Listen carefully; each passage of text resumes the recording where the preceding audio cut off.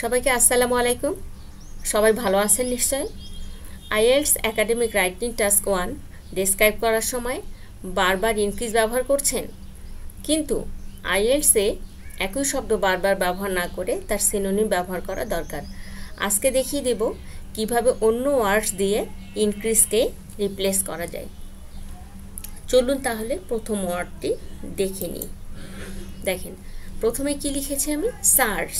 তাহলে এই শব্দটা আমরা কখন ব্যবহার করতে পারি? একটু এই লাইনটা দেখি। দেখেন, এই লাইনটা কি অনেক বেশি, যে প্রথমে স্টার্টিংয়ে কত ছিল? 40,000, কিন্তু দেখেন বাড়তে বাড়তে অনেক বেশি বেড়েছে না এটা? এই যে অনেক বেশি যখন বৃদ্ধি পাবে সেক্ষেত্রে আমরা এই সার্চ এই ওয়ার্ডটি ব্যবহার করব। ঠিক আছে। আর একটা দেখেন পিক। হ্যাঁ, প্রতিটা লাইন গ্রাফেরই কিন্তু একটা হাইয়েস্ট লেভেল আছে বা হাইয়েস্ট নাম্বার আছে। দেখেন এখানে আমি মার্ক করেছি। এই যে হাইয়েস্টে যখন পৌঁছাবে আমরা তখন এই হাইয়েস্টকে বোঝাতে আমরা পিক শব্দটা ব্যবহার করব। হ্যাঁ, ঠিক আছে। এরপরে দেখেন স্কাই রকেট অথবা সোর।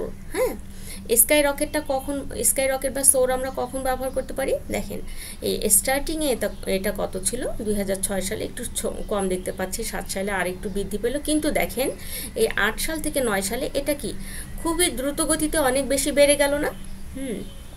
যখন ভেরি কুইকলি কোনো কিছু কুইকলি ইনক্রিজ করবে, এই কুইকলি ইনক্রিজ করার ক্ষেত্রে আমরা স্কাই রকেট বা সোর ব্যবহার করতে পারি। হ্যাঁ, ঠিক আছে।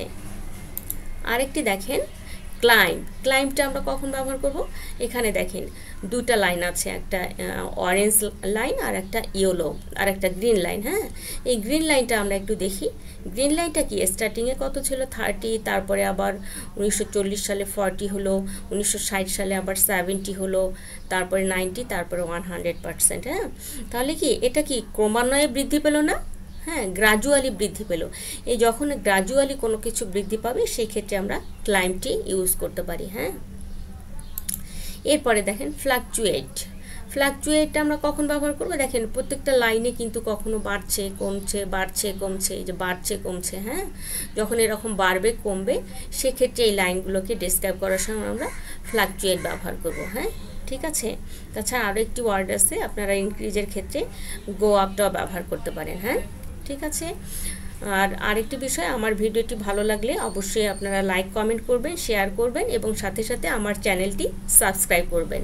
ধন্যবাদ সবাইকে। আসসালামু আলাইকুম।